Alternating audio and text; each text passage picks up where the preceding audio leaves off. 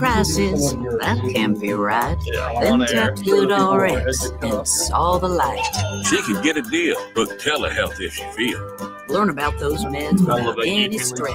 That one little app does all that's our the intern that came with. rest. Put Even my horse $350 downloaded it. Dang, save time and money on prescriptions. Check GoodRx. GoodRx is not insurance.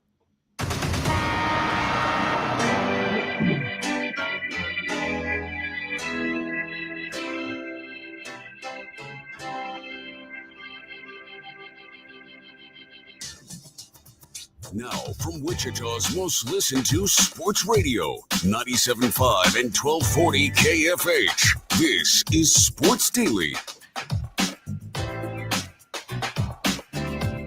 What's up, everybody? Welcome into Sports Daily on this Thursday morning. Tommy Castor, TJ Cleveland in for Jacob Albrecht today.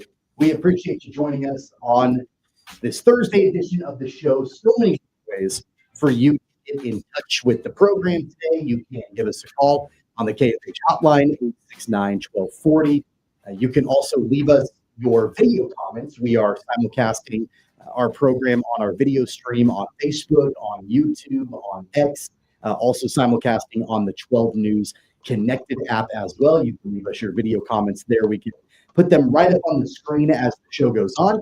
And you can also leave us a voice message. All you have to do is listen to the show on the free Odyssey app. You can click the microphone button right there on the homepage, and you'll be able to leave us. It's basically a voicemail. We can play those back on the show as well. So a multitude of different ways for you to get in touch with the program today. We've got a lot coming up on the program today. TJ, I told you this right before we came on the air. Today is a monumental show. It's the 25th anniversary of Sports Daily. It launched on September 11th, which I know is an unfortunate date, but September 11th in the year 2000. And so today we celebrate 25 years of this program. Yeah, been a lot of great guys on this show, a lot of great guests, a lot of great topics on Sports Daily. So I'm really excited that I get to be a part of that a little bit. But yeah, 25 years. The show is officially older than me. I don't know if you want to hear that. Wait, you're not 25?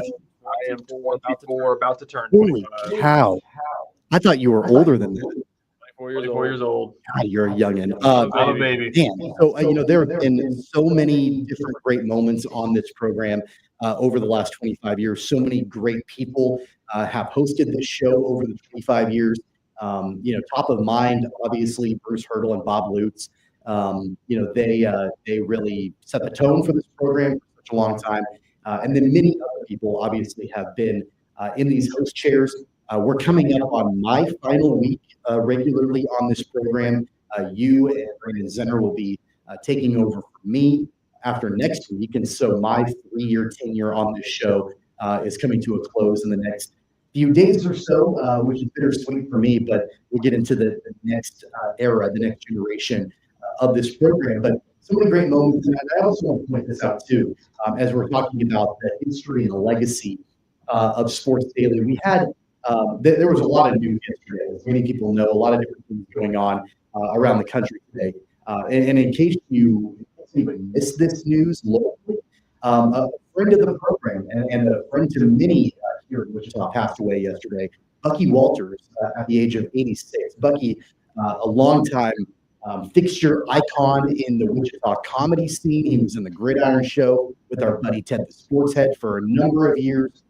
He called us on this program, talked to Shockers all the time. Bucky had been sick for a while and passed away yesterday at the age of 86. So we have an anniversary. We have a little bit of a sad note to pass along here on the top of the show. But we don't have anything monumental to bring you today on the 25th anniversary. It's going to be a regular show as normal because we have a lot to get to. The Royals, they get the win last night in comeback fashion. They had to have it in Cleveland. We'll get into that in our very next segment. In our next hour, we'll talk to our betting insider, PJ Glasser, on best bets this weekend in the NFL world, college football, all of that. We'll do that in our next hour. And we'll talk to Tim Fitzgerald from GoPowerCat.com. I don't know about you, PJ, but I am really interested to hear what Fitz has to say after the start to the K-State season. I would imagine there'll be some fireworks on this segment with Fitz. Yeah, I know last week we talked to him, and it was kind of like, Fitz never tiptoes around anything, but it was the fact of, like,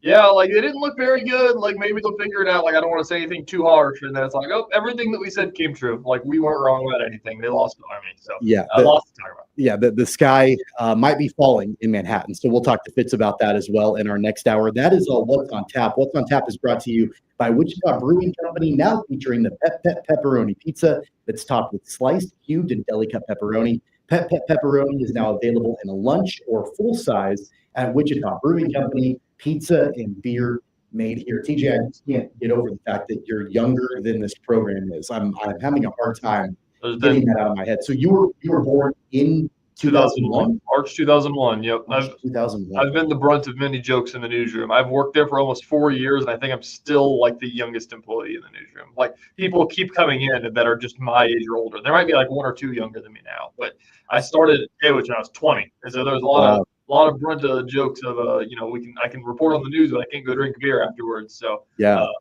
Well, I mean, those days are done, obviously, because you're over 21. Sure.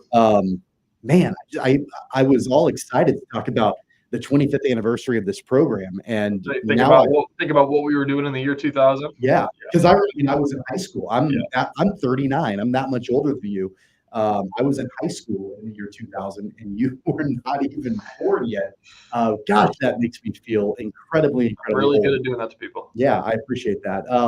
Yeah, of course, it's been, like I mentioned, a long time on this program, and we really, really appreciate all of the listeners from all the way dating back to the year 2000, all the way through that have made this show continue. It is, at least by my count, unofficially, the longest running sports program in Wichita continuously.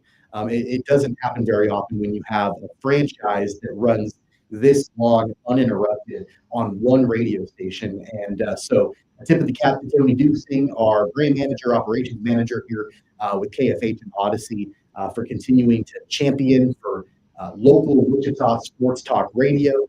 And I'm happy to know that once I leave the program this week, that the show continues to roll on. Of course, our buddy Jacob Albrock will continue to anchor the show, but having you and Brandon Zinner rotate through on multiple days and get a couple days a week, I think is a great next step forward for the show. Yeah, it's going to be awesome. We're really excited about it. Definitely getting me out of bed a lot earlier. Everybody knows what happened last week. We don't need to talk about it, but I was up raring to go this morning. Gonna turn into a morning person here somehow. Are you going to have to manage, I don't know on the days on which you're doing the program, but are you going to have to manage doing the late news and then turning around and coming in early for the show? Yes. So the way we're going to stagger it is that I have Mondays and Tuesdays off from TV, so I'm going to have Mondays and Tuesdays off from radio. But it's going to be like last night. I worked until about 10:30, 11, got home, went to bed, was up this morning with my wife at about 5:45. Is that discipline there for you? Like where you're going to be working a late night and then you just I know I have to go to bed, right? Or is it I'm going to get home and you know what? I might play some PlayStation. No, I can't do that. I scroll my phone a little bit because sometimes we're working in a newsroom, gets the adrenaline pumping, and you can't go to bed. But I definitely make myself at least try to go to bed. So I'm going to have to be better about that. Yeah, well, it'll be fun. I'm glad that we have both of you guys to be able to rotate through and be able to continue on this program with Jacob, who will of course be on every single day. So we're celebrating an anniversary here, 25 years of Sports Daily today, and we're getting ready for the next era of the program coming up after next week. We are just getting underway here on Sports Daily. On the other side, let's get into the Royals. They rally, they come back late in the game, a game that had to happen against the Guardians. We'll get into all of that next. Tommy Caster, Jake Leland, just getting started on Sports Daily. Don't go away.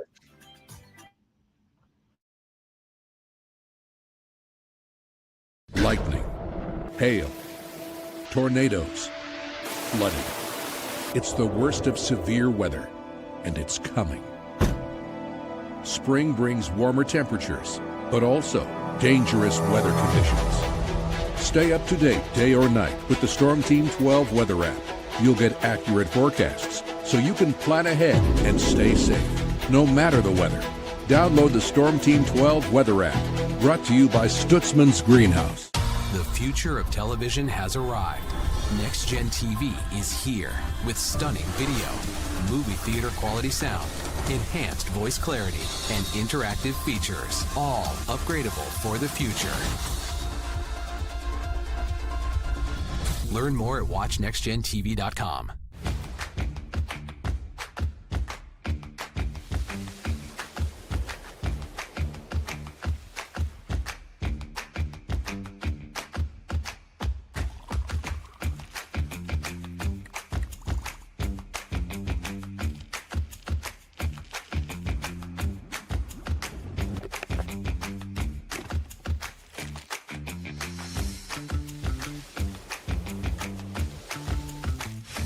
the canvas of our imagination. They tell a story. Clouds affect the events of your day. Sometimes they growl, sometimes they inspire, but they're always the messengers of nature's mood, written in the sky. Storm Team 12 understands the language of clouds. We're dedicated to decoding their message so you know what to expect. Behind every cloud, there is a story waiting to be told. Trust Ross Jansen and Storm Team 12, alerting you first to the impact on your life. We are following a breaking update. Every day, all day, stream the stories that have you talking near and far. Whoever is behind the wheel of this bus is not stopping. From hundreds of local reporters and meteorologists spanning the country. Chaos here this morning at the UW campus. Search LNL for the all-new Local News Live streaming app.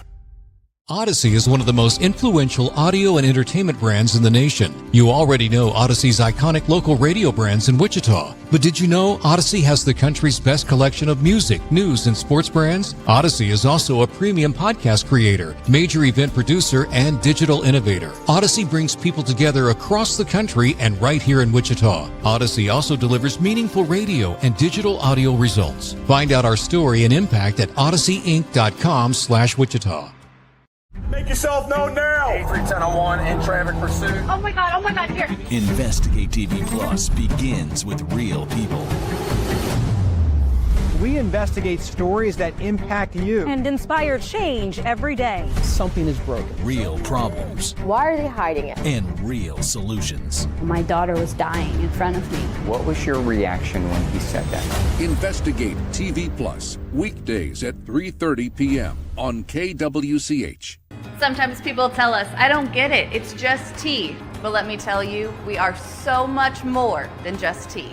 With 20 plus flavors of sweet and unsweet iced tea, the possibilities are endless. Come on in and try them all for free to find your favorite or get us on the go for your busy lifestyle. And don't miss happy hour every day. So the next time someone tells you it's just tea, tell them to come by and find out why we say, drink tea, be happy. Jim Rome here, lighting up your afternoons on The Jim Rome Show. Catch me starting at 2 on Wichita's #1 sports radio, Kansas Fan Headquarters, 97.5 and 1240 KFH.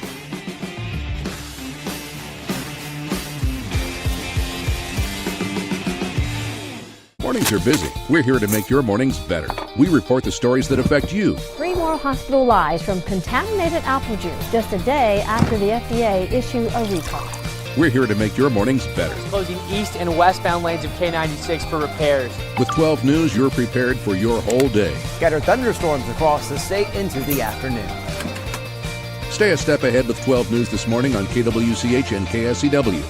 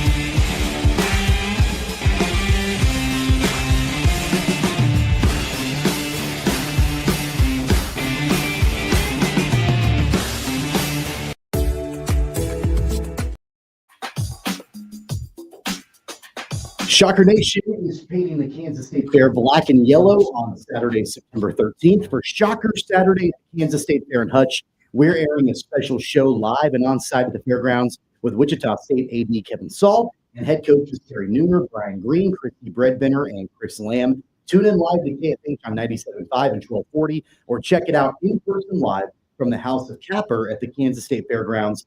This coming Saturday, our very own Jake Ballbrock will be co-hosting with Mike Kennedy, the voice of the Shockers. and Kevin Stahl for that big Shocker Saturday at the Kansas State Fair. So looking forward to that this weekend up there in Hutch. If you're in the area and you want to come out to the fair, make sure to stop by the House of Capper and check that out. Welcome back, everybody. It's Sports Daily. I'm McCaster, TJ Cleveland on this Thursday. Let's dive right into the Royals, TJ. It was an up and down roller coaster type game, crucial game, must-win game for Kansas City. It started off well. We see Jonathan India driving a run, and you're like, okay, the Royals get out in the front here pretty early on, feel okay about it, and then Kyle Manzardo, who is the Royals' killer. He's torched them all year. He doesn't do well against any other team, but he does really well against the Royals. He hits a home run, and the Guardians take the lead, and it was Jacob likes to call it nut cutting time or nut cutting time, whatever phrase you want to use. It was definitely at that point for the Royals, middle of the game. And then it kind of came from an unlikely source to an extent. Nick Lofton is really the guy that got everything going. He was able to drive in the tying run, and he scored the go-ahead run. And the Royals were able to win 4-3 on the road in Cleveland. From a wild card perspective, you can't afford to have further ground between you and Cleveland and the teams ahead of you in the wild card race. It was a game that had to have, and especially in a bullpen game, when you have Jonathan Bowen getting the start and you run through 6 different relievers. I think the Royals have walked away from that game feeling fortunate they got the W. Yeah, it's huge. Obviously, in the middle of a race is the Guardians.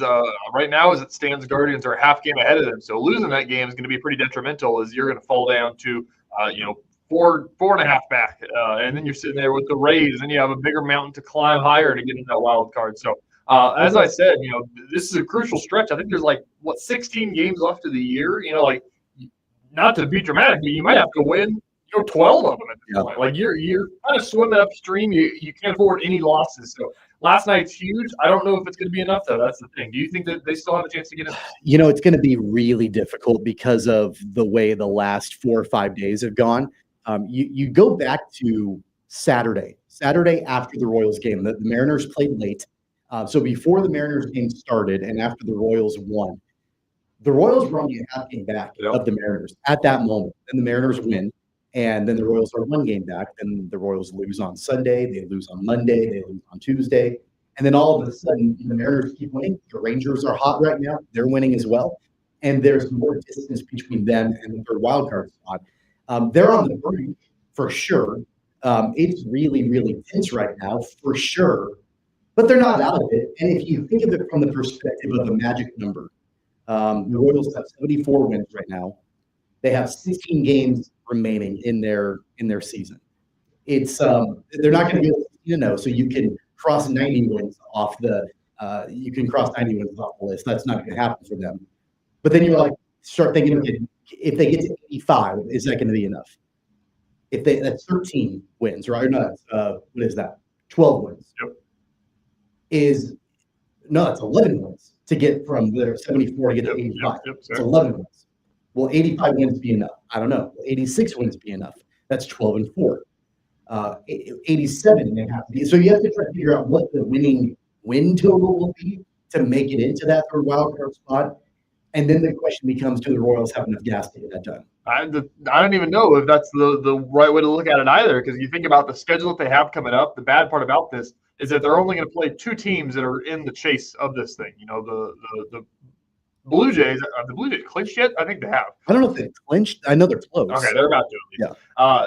They've got Cleveland tonight. Then they go to Philadelphia. Then the Mariners series is the big one. Then it's Blue Jays, Angels, A's. So you got to take care of business tonight, get that series done against the Guardians. And then you have to you might have to sweep the Mariners to have a chance. Like the wins against Philadelphia and the A's are kind of going to be useless down the stretch. And then even if you do that, if you win those 4 big games you have to win that are left for you to get in this wild card race, it still might not be enough because the Rangers could get hot. So that's just the name of the game. I think that the Royals may have damned themselves already. They proved me wrong. I thought they damned themselves back in July. But they've been in the stretch the entire time, but just kind of on the outside looking in. So I don't know if I'm a pessimist. I don't know if it's the Royals fan in me my entire life that's telling you that they might not be able to get it done. But I think it's too much of a tall ask. If they do, it'd be awesome, and I'd love to cover some postseason baseball. But I don't know if it's going to happen. Let's say they just miss out. Let's say they're on the outside looking in. what would your feelings be on this team? Like, are you negative on the team? Like, do you feel like it was a missed opportunity for them? Or do you have a different reaction about the way the season could be summed up? I don't know. I think that historically looking at it, it's obviously a good year because we've seen so much bad Royals baseball. But then you look at what they did last year and how much they brought back and invested to go back to the playoffs this year. And the fact that, like, they had the opportunity as they were looking outside in at the trade deadline and said, nope, we're going to keep going. Like, we're going to buy. And you still don't make the playoffs. Like, they didn't spend that much to buy, so it's not that big of a deal. I don't know. You think about, like, you could have dumped off Lugo. He has been kind of, not great since the extension. We've talked about that. I don't know. There's a lot of different pieces that go into this. I don't think it's going to be the end of the world if they just barely miss out. I'd obviously like it a lot more if they made it in. But if they don't make it this year, I think that you have to make it next year, or then it's going to start looking, well, you have to make tough decisions. I think that you have to view Bobby Witt Jr. kind of in the same lens that you view Patrick Mahomes, where as long as you have him, you have a chance. And I know baseball and football are apples and oranges. They're two totally different games. And Bobby Witt Jr. Can't impact the game at the same level every single play that Patrick Mahomes does. So I understand that. That being said, though, I mean, I believe, and I think you believe also, and many people do, that Bobby Witt Jr. is a transformational baseball player, right? Like he could be a future MVP. He could be a future Hall of Famer, like all these different things. And so I don't feel like the window, even after next season is closed. I think that they return a lot of players. The core of that team should be back. Really, the only question mark really is Salvador Perez, because there's an option. I would imagine the Royals would pick up that option, I would think. So I don't even think that's that big of a question. But by and large, the core, the nucleus of this team should be returning next season. Now, is that a good thing or is that a bad thing? Because these guys had stretches where they looked phenomenal, but especially offensively, there were a lot of times where they were flat out anemic, and especially as of late, like they were hot for a while, and then they've kind of fallen off the cliff back and reverted back to the same kind of offense we saw early this season. Yeah, that's kind of the question that kind of arises when you think about the Royals' future, is the fact that Benny Pasquantino and Michael Garcia are both going to need extensions at some point kind of soon. And you're going to have to make a decision on who that's going to be. And the way that the Royals have operated is that you're probably going to have to pick of who you want to keep. But, the way that they've operated the past couple of years, maybe they want to open up pocketbooks, keep them both. But then the thing is, like you said, the core of who's the core? Let's figure this out. Bobby Witt Jr., Benny Pasquantino, Michael Garcia, Cole Reagan, Chris Bubich. Anybody else want to add to that list? Probably. I mean, you could probably throw in, I don't know. Would you consider Lucas Erceg a core member of that team? Like if you go bullpen? Sure, we'll add him too. But then after that, it's just like, I mean, if you lose the rest of the team, like there's nobody in the minor leagues coming up to help. Like there's no reinforcement on the way. So you've got to keep this core together and hope it works out, because you've got nothing coming up from the farm system. You're gonna have to spend money somewhere. It kind of was a perfect storm a little bit last year. I think that it's possible to do it again, because these guys can get hot as a firecracker. But also, if it's not going well, it's not like the Royals of 2013, 2014, when you knew you had all these guys down there. You had a Yordano Ventura sitting in AAA ready to get the call up. You had Eric Hosmer before he got called up. Moose, when he got called up. They had a really good farm system. Now that's just not the case. There's literally nobody down there anymore except for the two catchers. Whatever happens this season, I do think that it's a little unfair. And people are going to do this regardless. But I think it's going to be unfair to the Royals to look at their overall season offensive statistics and lump it all together for the overall body of work. This team, as it stands today, is a lot different than what it was on opening day. You had MJ Melendez and Hunter Renfroe patrolling the corner outfield spots on opening day. They were an awful offense. They were the worst in Major League Baseball. They're still not great if you look at the overall season hitting stats. But from July 1st onward, and then if you even want to go further than that, All-Star break on, or even trade deadline on, they've been much improved with the reinforcements they bring in. And so I think people from a top-level viewpoint, from 30,000 feet, are just going to look at the overall season stats and say, look at the Royals. They stink offensively. They need to make major changes. Well, they kind of already did. They got rid of, think of all the names. I mentioned it yesterday. All of the names that at one point or another have played outfield for this team, outside of center field, which has been Kyle Isbell's. But you've got Melendez and Ringford, John Ray, Tyler Tolbert. Now you've got Randall Pritchett, you've got Mike Yastrzemski, you've got all these different guys. Alan Frazier's played outfield. All these different players have at one point or another been in the outfield, and they've been trying to forever figure out the right combination that works.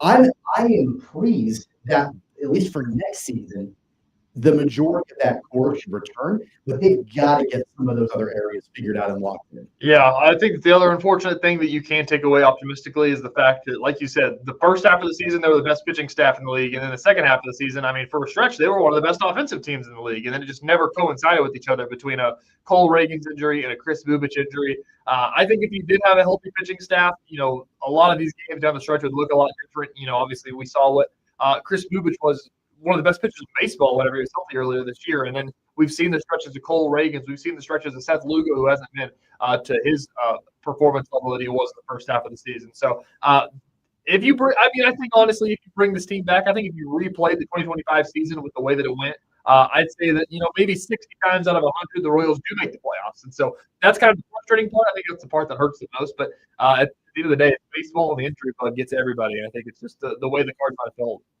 Yeah, we got to talk Jack Caglione a little bit here. Jalen Thompson, our buddy, Royals insider, Kansas City Star, had a phenomenal article that came out last night after the Royals won, where he pinpointed Jack Caglione as the key reason why the Royals came back late in that game. I don't know if you caught this or not, TJ, but Cags came up, and it was in the seventh inning when the Royals were able to tie the ball game and then take the lead. We all know that what Cags has struggled with the most in the bigs is his patience at the plate, swinging at pitches out of the zone. I think pitchers, at least his first stint, they knew that they could throw it wherever and he was going to take a hack at it. So they never really gave him anything good to hit. And he was extremely patient. And I believe the sequence went, if I read the article right, he took 3 pitches that were all balls. Then he took 2 more that were called strikes. It was a full count. And then he walked on a 3-2 pitch. So he didn't swing the bat at all in that at-bat, and he ended up on base. And then immediately, Trero goes to pinch, brings in Tyler Tolbert to pinch run for him, and that started the rally. And Nick Lofton was able to drive him in, and Michael Garcia drove in Lofton, and the Royals are able to take the lead. And you're always, and I even led with this when we were first talking about this game. I led with Nick Lofton, and I led with Michael Garcia. Jalen Thompson argues, and I don't disagree with him, that whole rally was predicated on the patience at the plate by Jack Caglione. We're going to need to see more of that in his young career. Yeah, Jack Caglione is just such an enigma because of the fact of even like you think about how much he tortured AAA pitching and AA pitching, and then he got called up, and it wasn't the case, and then he went on his rehab assignment, and then he tortured AAA pitching again. Like there's something to be said about how many times he's hit hard hit balls at people in the majors, and that's just the game of baseball, and it sucks. But I agree. There's obviously the things that he needs to work on. He's still 22 years old as well, so that's the other part of this. But the argument of Jack Caglione, if you want to think about who he's going to be on this team next year, you think that you want him to be a part of that core. Right now, he's not helping the core that much. Like that's just the fact. But you can't send him back down to get better at this point. Like anything that he's going to get better at is at the major league level. They're not going to do that. That's not going to happen. Exactly. So you just kind of have to roll with the punches and just wait for it to get better because it should get better. Like the dude is a generational type of athlete. So I don't know. Do you take away what is your take on Jack Caglione? What do you think he's going to be next year? I think he's going to be probably a more complete player.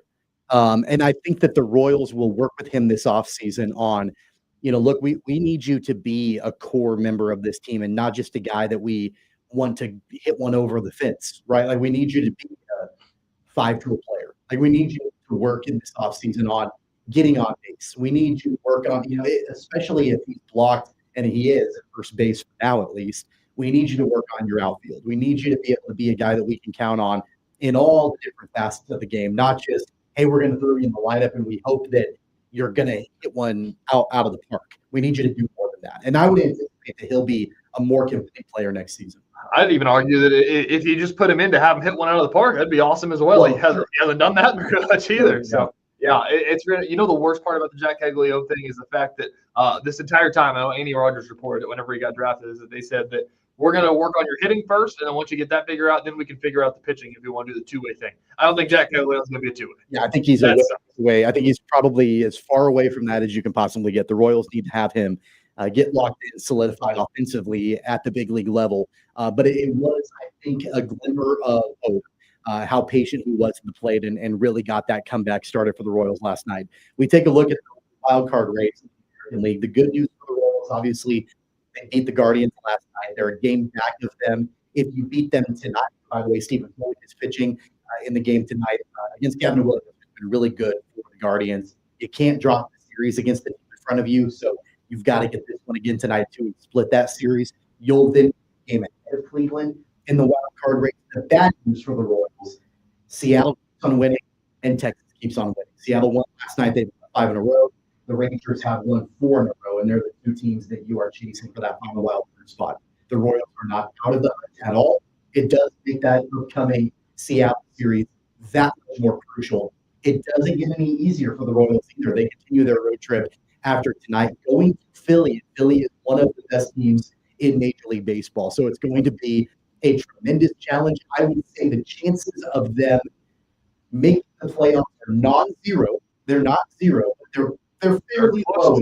They're close to zero. They may be in the hunt, but it might be a pitch black hunt in the freezing cold at this point. You're going to have a lot go your way. Unfortunately, to your point, TJ, as you mentioned a little while ago, it's not all in the Royals' control. They don't just control their own destiny. You've got to get some help from a team like the Rangers. The good news for the Royals, they do hold a tiebreaker against Texas, but you've got to have them cool off a little bit if you want to chase them down. Yeah, it's a tough stretch. Absolutely. That's what we've just been saying. So you got to get these games done, and then just it's just kind of the bet that the Royals made. That's the reason that you want the games matter in April, is because you want to be at this point to have those 10 extra wins so you can control your own destiny. You talked about magic numbers earlier. The Royals are in a part right now where there's like 6 different magic numbers, which is a place where you don't want to be. And everything ebbs and flows day by day with the results of every single game. Jalen Thompson told us he thought it would come down to the final couple games of the regular season. It very well might do that. You'll be able to listen to the game tonight, the finale of this series in Cleveland, right here on KFH. We'll have the coverage for you there. Also on KFH, I want to talk about Wildcat football. We've got more on the Chris Kleiman Show tonight at 6 o'clock. You can tune in to 97.5 and 1240 KFH to listen to the Chris Kleiman radio show, and then Royals baseball beginning at 7 o'clock. On the other side, let's get into football. Some Chiefs headlines to get to. We'll do that next. Tommy Castro, DJ Cleveland, and Sports Daily coming right back.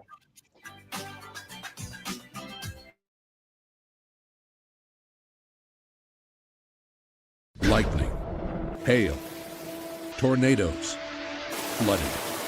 It's the worst of severe weather, and it's coming.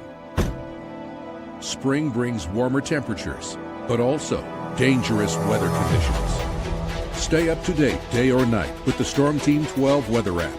You'll get accurate forecasts, so you can plan ahead and stay safe, no matter the weather. Download the Storm Team 12 weather app, brought to you by Stutzman's Greenhouse. The future of television has arrived. Next Gen TV is here with stunning video, movie theater quality sound, enhanced voice clarity, and interactive features, all upgradable for the future. Learn more at watchnextgentv.com.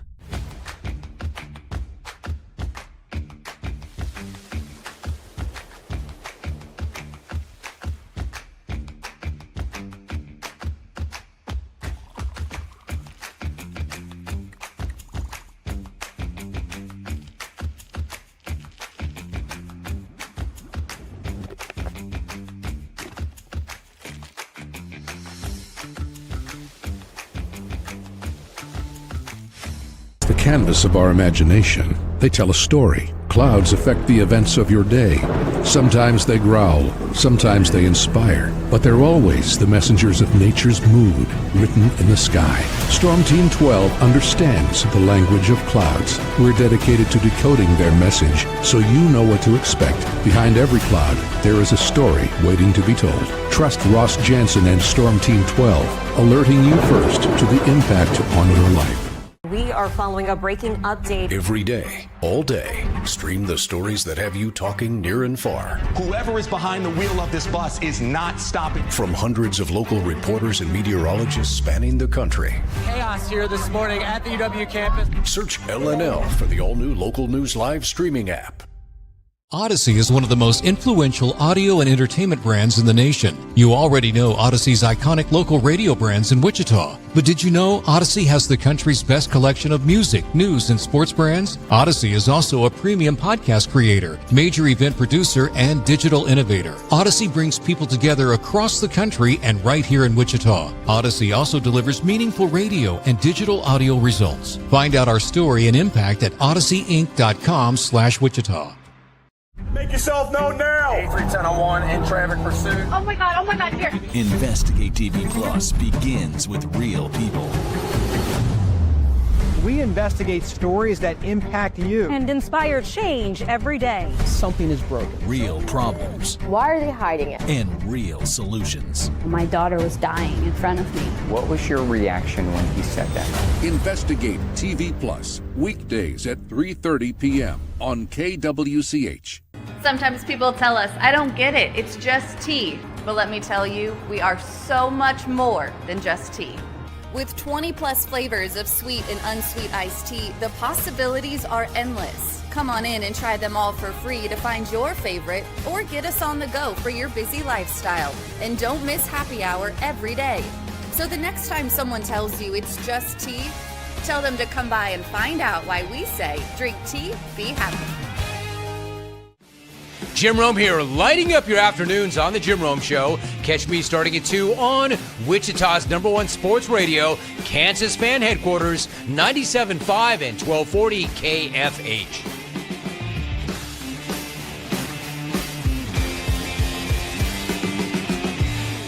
Mornings are busy. We're here to make your mornings better. We report the stories that affect you. 3 more hospital lies from contaminated apple juice just a day after the FDA issue a recall. We're here to make your mornings better. Closing east and westbound lanes of K96 for repairs. With 12 News, you're prepared for your whole day. Scattered thunderstorms across the state into the afternoon. Stay a step ahead with 12 News this morning on KWCH and KSCW.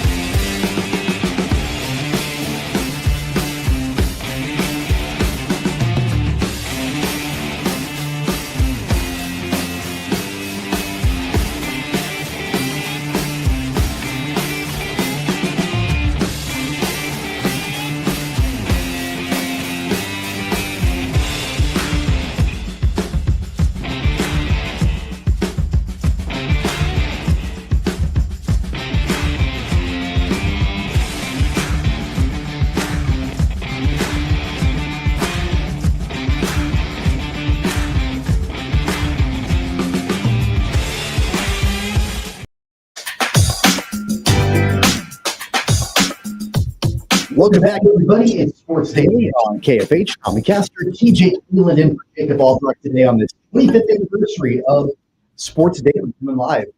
25 years ago today has been the very first episode of this program launched here on KFH. We appreciate everybody for being along for the ride over the last quarter century. With TJ in today, now would be a good time to let everybody know that tomorrow on the program, we'll be talking high school football. Week 1 is in the books. Week 2 is coming up tomorrow. All around the Metro, the City League, and all the schools around the area. We'll talk Catch at Kansas. We'll talk about the big games of the week. High school football coverage on Sports Daily, by the way, is brought to you by Zentex. Remodel your bathroom in as little as 1 day with Zentex Remodeling Group.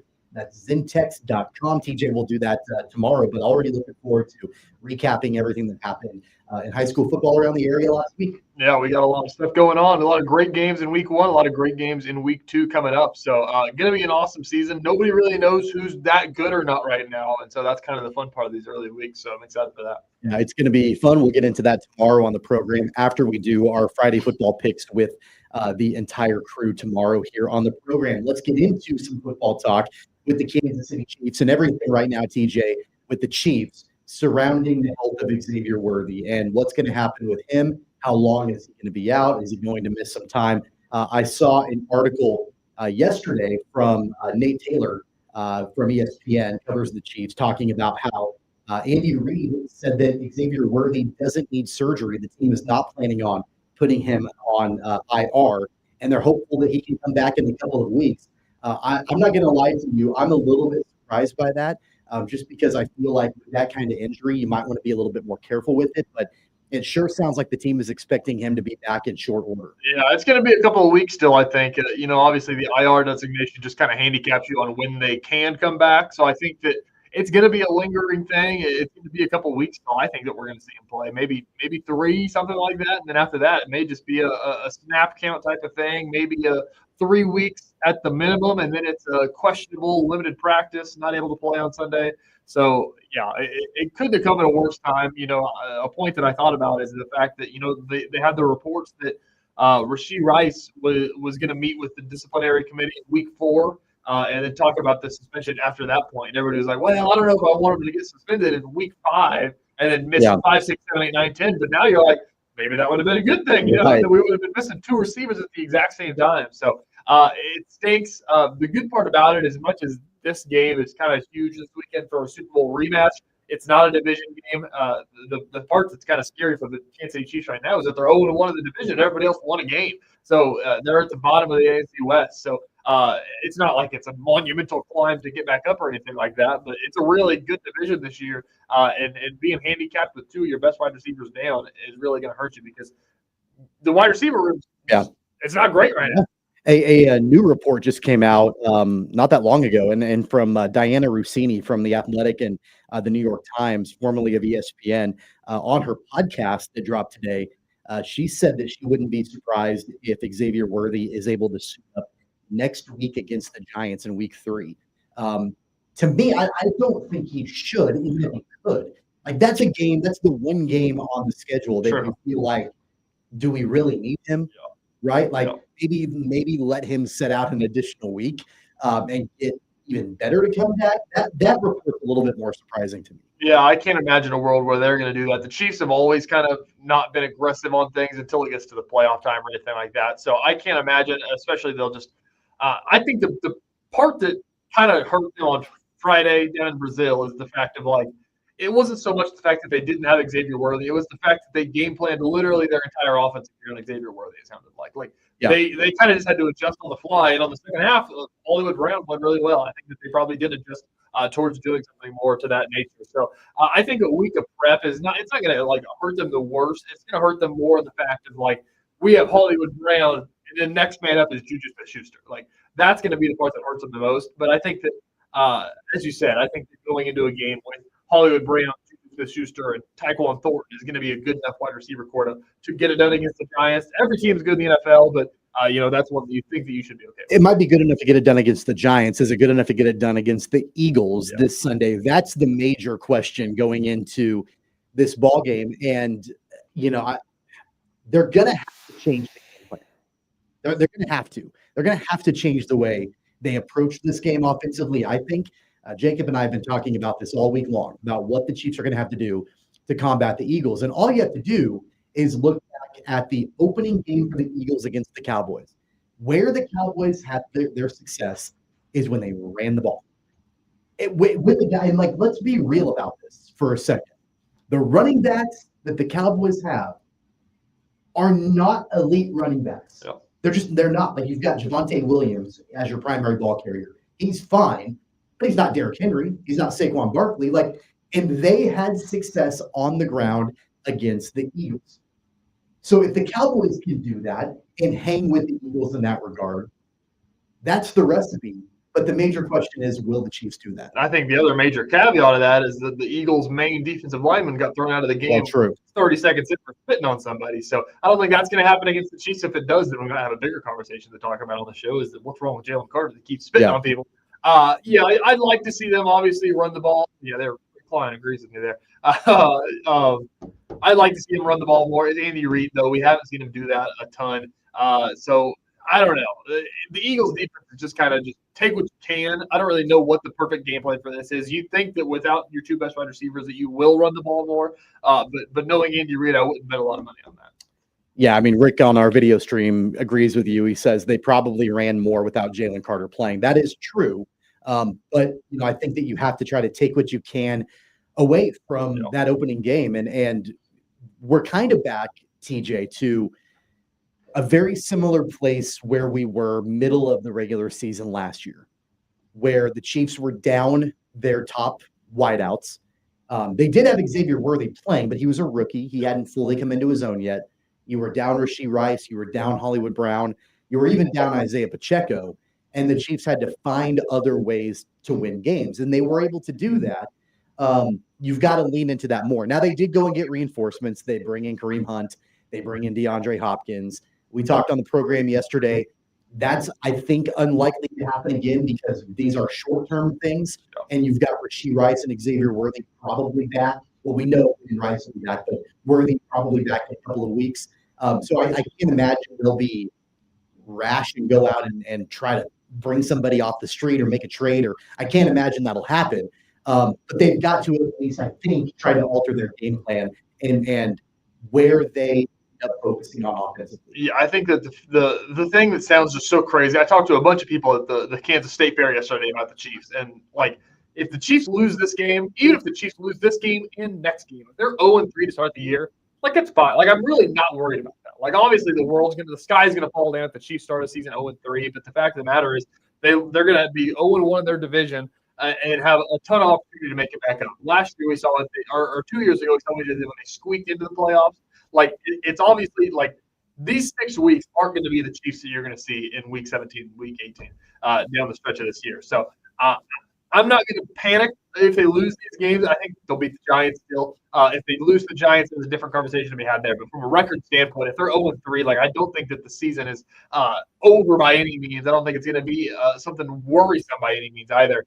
Right now, as the Chiefs sit, obviously every national talking head, every national media, you turn on SportsCenter, they're like, is this the year the Chiefs aren't going to win the AFC West? It's we've watched them lose one game without two of their best receivers on the field. There's no room to panic, and the Chiefs have earned the benefit of the doubt at this point. I will tell you, if the Chiefs start the season 0-3 or 1-2, I can't wait to see how Vegas reacts, because I think you'll probably be able to get pretty good value on them being a division winner, them being a conference winner, maybe even them winning the Super Bowl. The values on that, I would imagine, are going to be pretty good if the Chiefs, start that way this season, 1-2 or 0-3. But the big task in hand is how can they combat Jalen Hurts? And I really think that, and I mentioned this yesterday, all the narrative, all the talk this week has been about the depleted wide receiver room and how they're going to be able to attack offensively. In my mind, what the major storyline should be is Justin Herbert ran all over you in week number 1 defensively. And now you've got a guy who does that even better in Jalen Hurts coming up this weekend. How do you game plan that? That's got to be top of mind and number 1 on the priority list for Kansas City in my mind going into this weekend. Yeah, that's a good point. I talked about that the other day as well, is the fact of they didn't have Xavier Worthy on the field, and that was definitely a major handicap in their offense. But they still put up 21 points. Their defense gave up 27 points. That's the other side of this as well. We talked about the secondary of this team is just not the same secondary they had last year. You don't have Justin Reed. It's a bit injured as well. So a lot of guys are having to step up in there, and the Chargers kind of took it. Justin Herbert threw for 318 yards and 3 touchdowns, and then ran for 5 yards a carry, basically. So it's they kind of just exploited the Chiefs defense. So it kind of raises the question of who is the Chiefs defense going to be this year? Is this going to be last year they won a bunch of games because of the Chiefs defense and not because of the offense? Is this going to be a switch to go back to the old Chiefs days back in 2019, 2018 when they were scoring 50 points and losing games? I don't think they have the firepower to do that. That's the issue, is that if the Chiefs defense is leaky in that way and they're letting opposing offenses run all over them, I don't think the Chiefs offense can then pick that up at that kind of clip like they did a few years ago. A couple of wild stats, which I just think are crazy. And I know these are kind of cherry picked, but the Chiefs haven't won a game since January of this year. They lost the Super Bowl. They lost all 3 preseason games, and they lost in week 1. So they're 0-5 at that point. And how about this? We're coming up on 2 years since the Chiefs have scored more than 30 points in a game. Really? It wasn't. You have to go all the way back to the AFC Championship game against the Bills 2 years ago. That was the last time they scored more than 30 points in a game.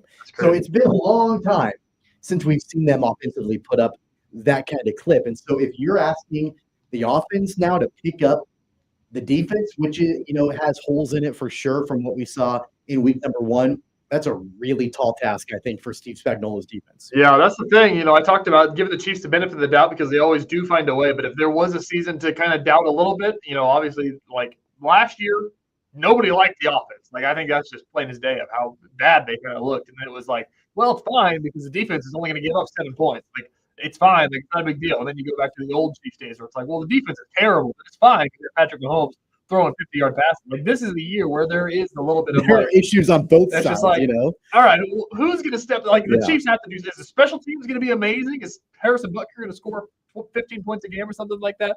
So, yeah, I don't know. It's the most interesting season, which is crazy to think about because they just went to 3 straight Super Bowls. But I think this might be the most interesting regular season to think about how they're going to be able to get it done. If they're going to go back to the old Chiefs ways, if the defense is going to step up, or if we're going to see some struggles somehow. Revenge has got to be on the mind for Kansas City, and we'll talk more about that game tomorrow on the program. We'll pick that game in our Friday football picks as well, as it's a Super Bowl rematch on Sunday, Chiefs and Eagles. Before we go to break, a big thanks to our friends over at Crestview Country Club for being a supporter of this program. We're getting into kind of that second summer stretch. It's going to be warm this weekend, and so a great opportunity to get out and play some golf. Call our friends over at Crestview Country Club. They'll give you a tour. They'll have you check out all the facilities, everything they've got going on there. It's a great place to be, and we are so happy that they are supporters of this program. Give Crestview a call. That's going to wrap things up for hour number 1 of the program. Coming up in our next hour, our betting insider PJ Glasser will join us, Tim Fitzgerald with K-State, and a whole lot more. Don't go away. Sports Daily coming right back.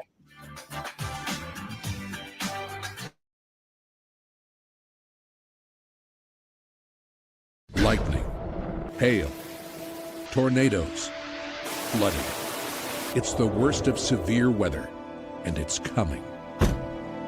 Spring brings warmer temperatures, but also dangerous weather conditions. Stay up to date day or night with the Storm Team 12 weather app. You'll get accurate forecasts, so you can plan ahead and stay safe, no matter the weather. Download the Storm Team 12 weather app, brought to you by Stutzman's Greenhouse. The future of television has arrived. Next Gen TV is here with stunning video, movie theater quality sound, enhanced voice clarity, and interactive features, all upgradable for the future. Learn more at watchnextgentv.com.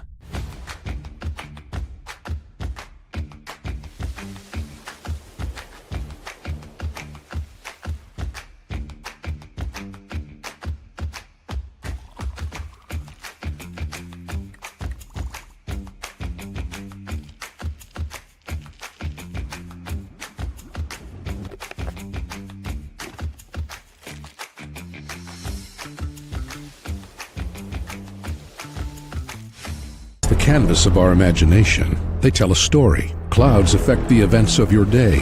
Sometimes they growl, sometimes they inspire, but they're always the messengers of nature's mood written in the sky. Storm Team 12 understands the language of clouds. We're dedicated to decoding their message so you know what to expect. Behind every cloud, there is a story waiting to be told. Trust Ross Jansen and Storm Team 12, alerting you first to the impact on your life. We are following a breaking update. Every day, all day, stream the stories that have you talking near and far. Whoever is behind the wheel of this bus is not stopping. From hundreds of local reporters and meteorologists spanning the country. Chaos here this morning at the UW campus. Search LNL for the all-new Local News Live streaming app.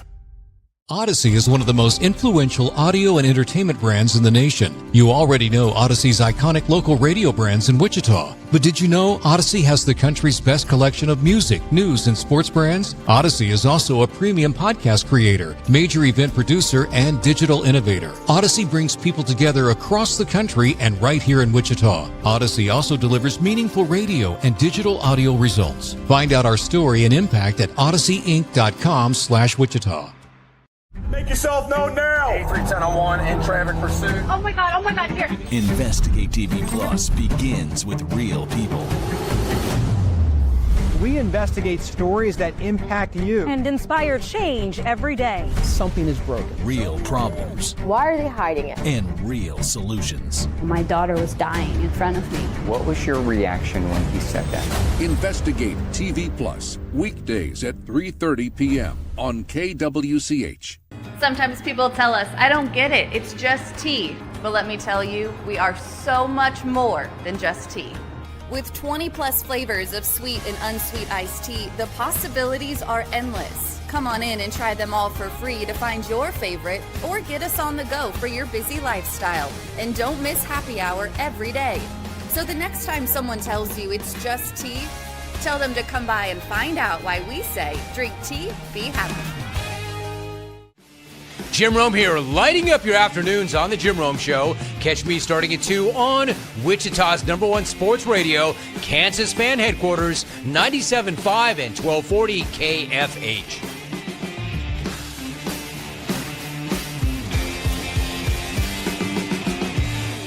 Mornings are busy. We're here to make your mornings better. We report the stories that affect you. 3 more hospital lies from contaminated apple juice just a day after the FDA issued a recall. We're here to make your mornings better. Closing east and westbound lanes of K96 for repairs. With 12 News, you're prepared for your whole day. Scattered thunderstorms across the state into the afternoon. Stay a step ahead with 12 News this morning on KWCH and KSCW.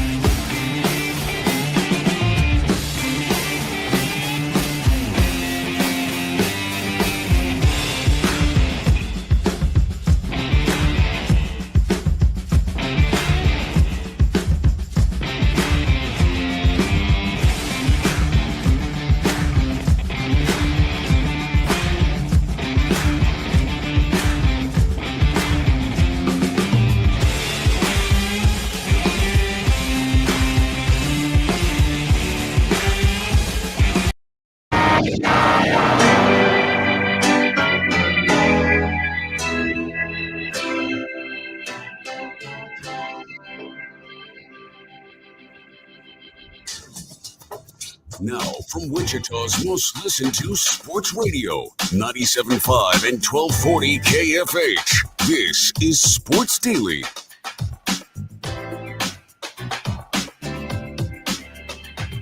Welcome back, everybody, to Sports Daily. Tommy Castor, TJ Cleveland, and Ball Brock today on this Thursday edition of the program.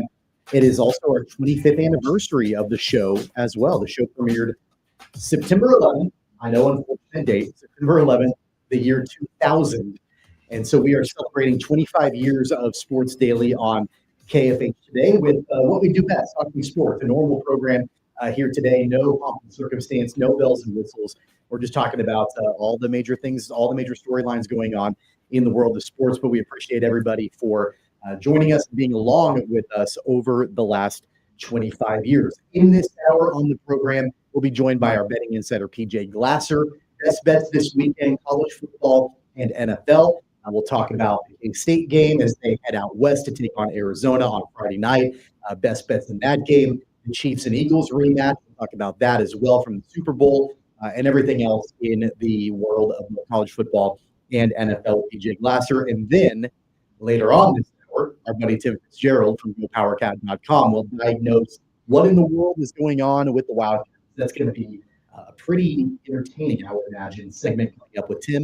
You don't want to miss that for sure. So if you are unable to check out that segment or any of them, you can go back and listen anytime on the free Odyssey app. A lot of different ways to get in touch with the program. You can call us at KFH hotline 869-1240.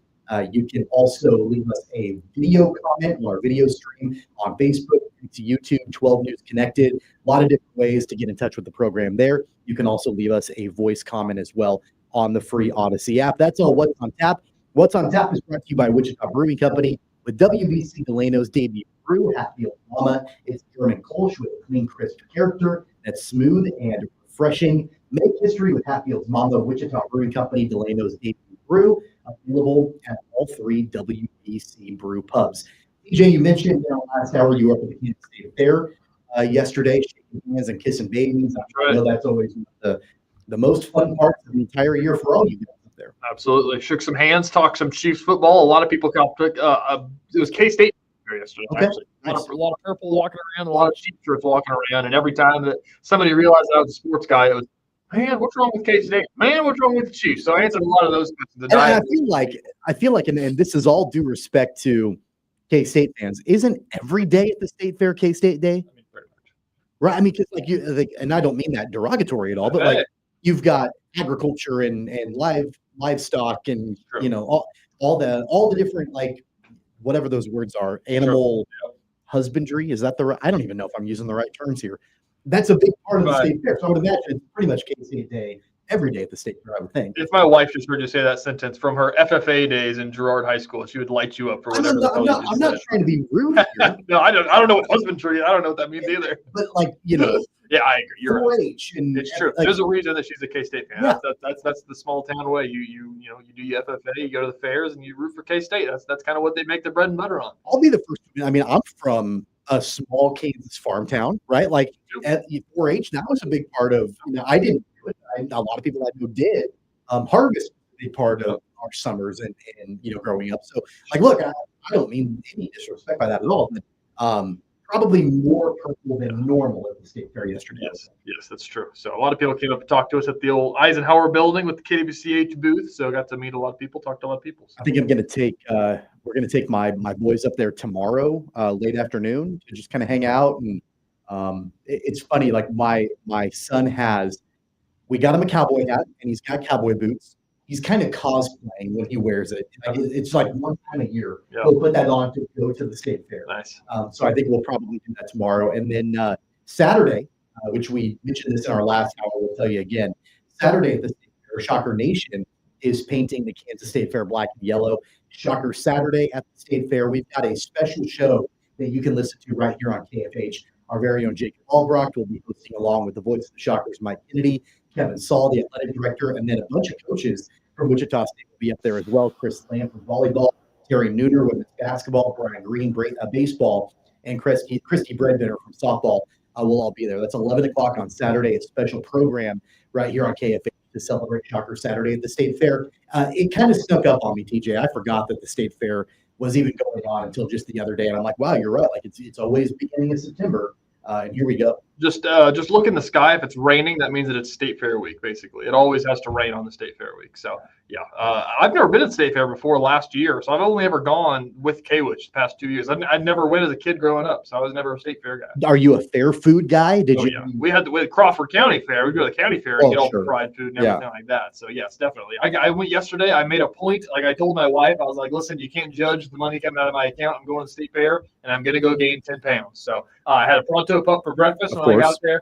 Had a Euro from the Euro truck for lunch, some fried Oreos, a little bit of ice cream, so a lemonade went all.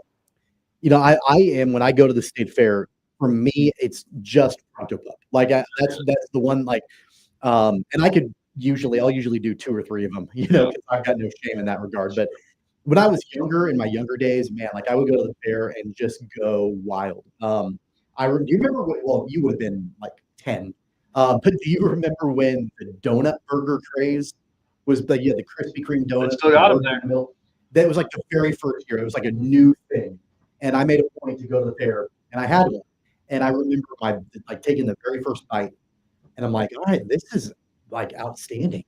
And then the second bite was a little bit less good than the first one. And then the third bite was worse than that. And by the time I got to like bite 5 or 6, like this was a horrible idea. Shouldn't have done this. Greasy donuts at that point, yeah. Yeah, greasy donuts. And then I think that the combination of the donut and the burger and the cheese was probably fine. But they threw like pickles on there and onions and like they put mustard on it. Like at that point, I'm like, I'm out. Yeah. Like too many different flavor combinations. And I paid for it. I'm not going to lie to you. I paid for it later on that night. I'm a little bit too old to be able to do that sort of thing nowadays. Yeah, so I loaded up yesterday. So good day at the State Fair. Rained on us a little bit, but it wasn't 110 degrees, which is nice. It's going to be warm this weekend. So if you're headed up to the State Fair, or you've got high school football, you've got a bunch of different things going on this weekend. I know people are going to be out and about. It's going to be kind of that return of summertime. We're looking at temperatures in the upper 80s and lower 90s as well. So there's a lot coming up with that. And so if you can make it up to the State Fair, especially on Saturday, you can join us for that special show at 11 o'clock for Shocker Saturday at the State Fair. You can't count on much, but you can always count on Sundays with the NFL on CBS and Paramount Plus. Stream your local NFL game live every Sunday all season long, starting at just $30 for your first year. That's only $250 a month. Visit ParamountPlus.com/NFL to get started today. There is a great slate, TJ, of NFL games in week number 2 coming up. Before we get to our segment with PJ Glasser, our betting insider, after the commercial break, off the top of your head, is there one or two particular games that you've got your eyes on this weekend outside of Chiefs and Eagles? Yeah, I was going through the list yesterday. There's a couple of them that are going to be really interesting games.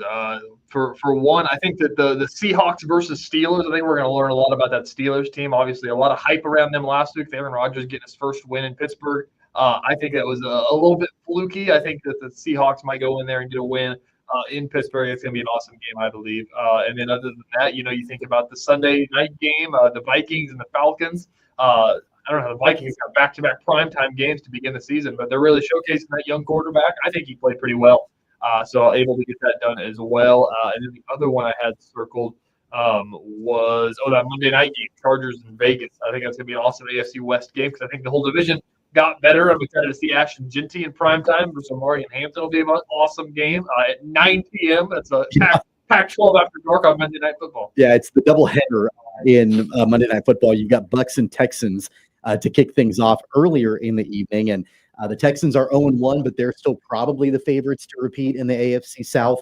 And the Buccaneers, with that comeback win against the Falcons in week 1, they're on the road in Houston. And so we've got a good doubleheader on Monday Night Football. It all starts tonight, though, with Thursday Night Football. The Commanders on the road taking on the Packers. The Packers flexed a little bit against the Lions last week. And then the Commanders, they go 1-0 as well. So it's a pretty big heavyweight matchup in Thursday Night Football tonight with 2 1-0 teams. We'll talk to our buddy PJ Glasser about that game coming up in our next segment and all of that. I got to tell you, there aren't always great Thursday Night Football games. This one tonight is going to be really good. Yeah, it's going to learn a lot about it. The Commanders had a lot of questions if they're going to be good enough to be what they were last year, obviously going all over the NFC Championship game. So a big test for them right off the bat. If Jaden Daniels and company can get it done. We get to watch Bill Krosky-Merritt tonight, fantasy legend for some reason. Everybody loves him. So, yeah, really excited to kick it underway. I'm just excited the football season is back. I got the routine getting ready. Just signed up for Sunday Ticket the other day. All right. We're going to get all the games on Sunday. So I may have to invest in the Red Zone package as well. Yeah. Get that. I'm a big Red Zone guy. I love Red Zone. I watch it all the time. I don't love that they've implemented commercials now into Red Zone. I'm like, the whole reason I'm paying more for YouTube TV is so I don't have to watch commercials while I'm getting all my NFL headlines and highlights on Sundays, but it is what it is. That's the name of the game today. So we're here. It's week number 2, and we're going to get all of the betting insights in our very next segment, beginning with Thursday Night Football tonight. The Commanders and the Packers. Our buddy PJ Glasser is going to join us after this timeout. Big thanks to our friends over at Prairie Fire Coffee. They provide us with coffee every single morning on Sports Daily. TJ is going to need it moving forward as he helps take over here on Sports Daily in the future. So we appreciate Prairie Fire's support of the program. PJ Glasser, our betting insider, on the other side. Don't go away. Sports Daily coming right back.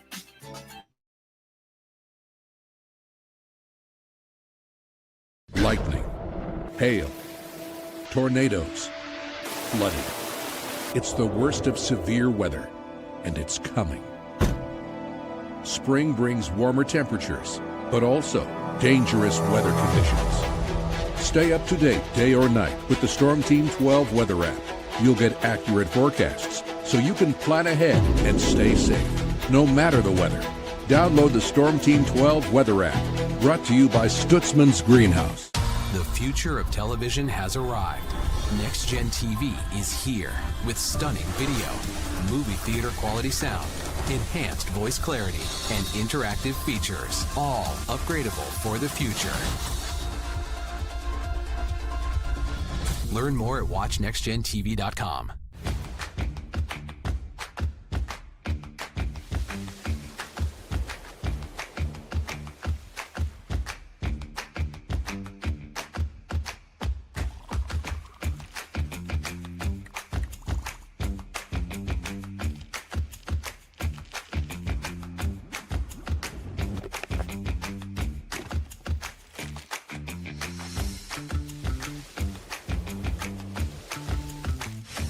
The canvas of our imagination. They tell a story. Clouds affect the events of your day. Sometimes they growl, sometimes they inspire, but they're always the messengers of nature's mood written in the sky. Storm Team 12 understands the language of clouds. We're dedicated to decoding their message so you know what to expect. Behind every cloud, there is a story waiting to be told. Trust Ross Jansen and Storm Team 12, alerting you first to the impact on your life. We are following a breaking update. Every day, all day, stream the stories that have you talking near and far. Whoever is behind the wheel of this bus is not stopping. From hundreds of local reporters and meteorologists spanning the country. Chaos here this morning at the UW campus. Search LNL for the all-new Local News Live streaming app. Odyssey is one of the most influential audio and entertainment brands in the nation. You already know Odyssey's iconic local radio brands in Wichita. But did you know Odyssey has the country's best collection of music, news, and sports brands? Odyssey is also a premium podcast creator, major event producer, and digital innovator. Odyssey brings people together across the country and right here in Wichita. Odyssey also delivers meaningful radio and digital audio results. Find out our story and impact at odysseyinc.com/Wichita. Make yourself known now. 831001 in traffic pursuit. Oh my God, here. Investigate TV Plus begins with real people. We investigate stories that impact you. And inspire change every day. Something is broken. Real problems. Why are they hiding it? And real solutions. My daughter was dying in front of me. What was your reaction when he said that? Investigate TV Plus, weekdays at 3:30 p.m. on KWCH. Sometimes people tell us, I don't get it, it's just tea. But let me tell you, we are so much more than just tea. With 20 plus flavors of sweet and unsweet iced tea, the possibilities are endless. Come on in and try them all for free to find your favorite or get us on the go for your busy lifestyle. And don't miss happy hour every day. So the next time someone tells you it's just tea, tell them to come by and find out why we say, drink tea, be happy. Jim Rome here, lighting up your afternoons on The Jim Rome Show. Catch me starting at 2 on Wichita's #1 sports radio, Kansas fan headquarters, 97.5 and 1240 KFH.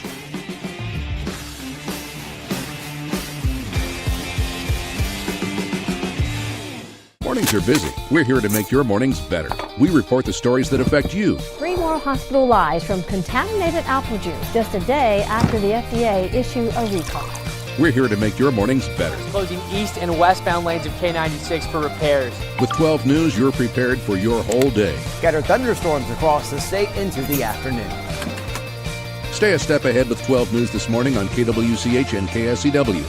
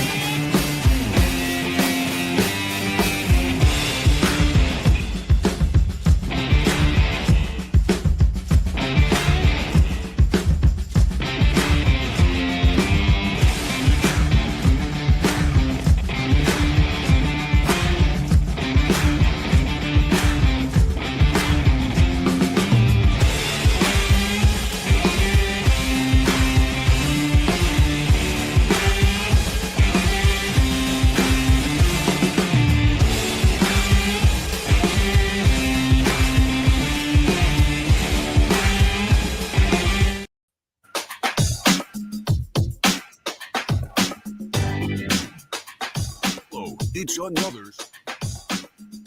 And now, digging deeper with the teams you follow, it's another Sports Daily Insider interview on KFH.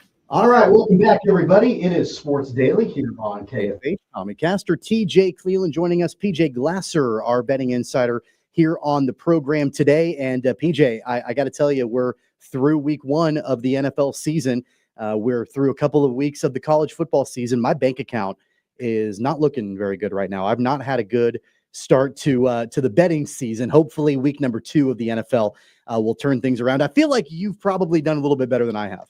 You know, week 1, Tommy, NFL, week 1, week 2 of college, they're tough because we don't know these teams yet. You know, we're all going off projection or maybe what we saw last year and things like that. So I think there's a lot of opportunity betting live in game. You know, as a Ravens fan, I've seen them blow a lot of big leads. So I was betting Buffalo live in the Sunday night game, and it ended up working out for me. So, you know, obviously you want to pick winners from the start, and you want to pick these games on their initial lines. But early on in the season, too, there's a lot of value in betting these teams live, and you can get some really good numbers for teams to come back and cover spreads.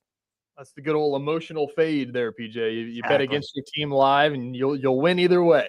Exactly. You guys know it. That's right. Yep. So that's what I was doing on Sunday. And, you know, it helps winning money, but it still hurts as a fan losing a game like that. Yeah, I was thinking of you on Sunday night when Josh Allen in Buffalo comes all the way back and takes down the Ravens. Let's get into Thursday night football.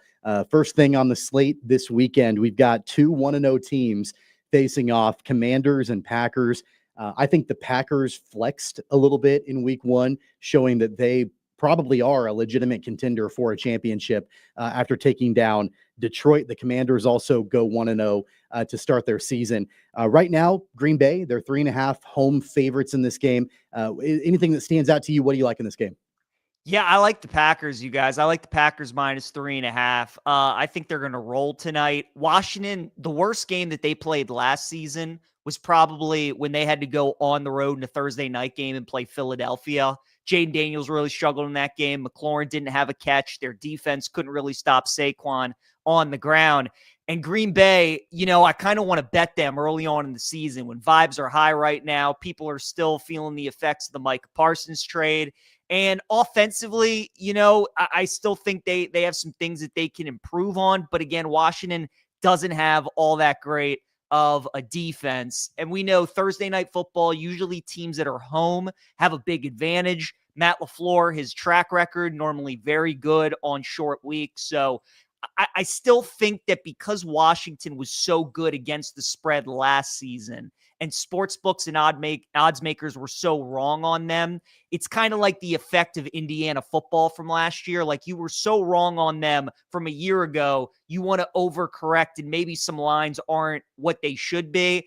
I feel like this game should be closer to Packers -5, Packers minus 5.5, somewhere in that range. So I do like Green Bay tonight, and I'm laying the 3.5 with the Packers. Yeah, I'd agree with you there. I'll ask you about this Commanders team. I'm not sure if you're a big fantasy sicko like we are as well, but Bill Krosky-Merritt's been taking the world by storm for some reason. Who is going to be the integral part of this Commanders offense? You know, who do you look at to have some good props tonight?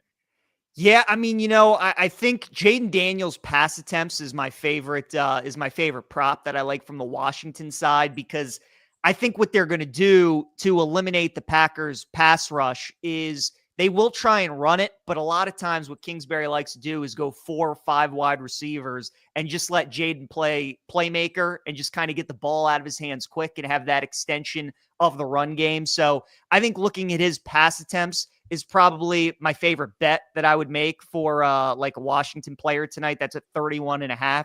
If you're just looking at a player, I don't really want to touch the Washington run game because it's still a work in progress. They got rid of Brian Robinson Jr. in the offseason. Eckler at this point in his career is not a 3-down guy, but he's still their number one. Bill, who you mentioned, TJ, that's probably, he's like the fantasy darling right now, the guy that everybody wants to see. But I think Eckler is going to be the guy who gets the majority of the run game. I would probably say at this point, or the snaps between the rushing and the receiving. I think Zach Ertz would probably be the guy that I would look at tonight. Maybe like an anytime touchdown prop for Ertz. But Jaden Daniels' pass attempts, if I had to bet something prop for Washington, that's what I would look at. We saw in the very first game that the Packers played that Micah Parsons was on a little bit of a pitch count, didn't play the whole game against Detroit, but made an impact when he was in the game. Assuming that he's able to do more in week number 2 as they kind of ease him in with that back injury and take it slowly with him. Do you think from a Green Bay perspective defensively, that by itself will help hold down the Commanders' total point total?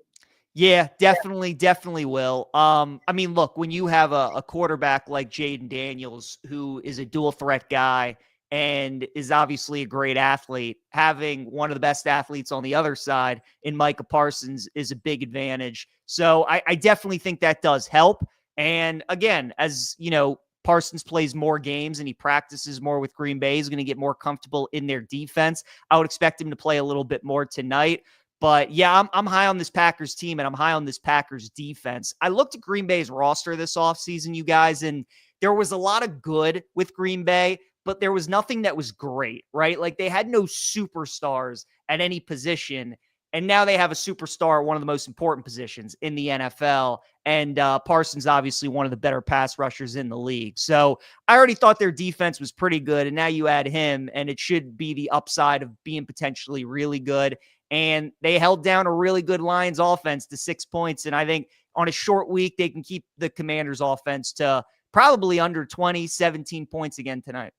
Yeah, PJ, I'll switch us over to Sunday afternoon. Obviously, that Chiefs-Eagles game, the Super Bowl rematch that everybody's going to be paying attention to. Patrick Mahomes as a home underdog, I think, is that the second time in his career is what my math is telling me. I'm not sure if you have that stat or not. It's weird to see the Chiefs as underdogs in Arrowhead Stadium. It is, guys. And that's what makes this a tough handicap, you know, because I keep going back and forth. It's like, are we really going to do this where we fade Mahomes as a home dog? The Chiefs aren't usually dogs, as you were mentioning. On the flip side, though, I think the reason I'm leaning towards the Eagles in this game is the thinking of, oh, well, the Chiefs can't go 0-2, right? I mean, that can't happen. Like, I can't imagine the Chiefs going 0-2. So that thinking, that part of it makes me want to go with the Eagles a little bit. And also just watching the Philly-Dallas game, you guys, if there's one way to attack this Eagles defense, it's the other corner. Whoever Quinyon Mitchell is guarding, you just go to the other guy. And obviously right now, one of the big issues that the Chiefs have is their wide receiver core is all banged up. Rice has the suspension. Worthy got hurt in the Chargers game. Hollywood had a nice game, but he also dropped some passes. Kelsey was really a non-factor outside of one catch. Juju Smith-Schuster's kind of like your possession receiver type guy. So I just look at the Chiefs receiving core right now, and it's like the way that you can attack this Eagles defense is the opposite corner of Mitchell. Jalen Carter obviously didn't play that game, which would help the Eagles defense as well. So I'm leaning towards Philly in this game. That's probably who my bet will be. It's not one of my favorite plays of the week, but I just think, you know, that part of it and people thinking, well, the Chiefs can't go 0-2, right? I mean, they can't. They're not going to go 0, when it's like, well, I mean, They could. They're home dogs for a reason. So I think I like Philly in the game. On the other side of the field with Jalen Hurts, you know, when you look at what Justin Herbert was able to do to the Chiefs in week number 1, not only with his arm, but with his legs as well. Now the Chiefs are facing a guy that can do that better than Justin Hurts can in Jalen Hurts.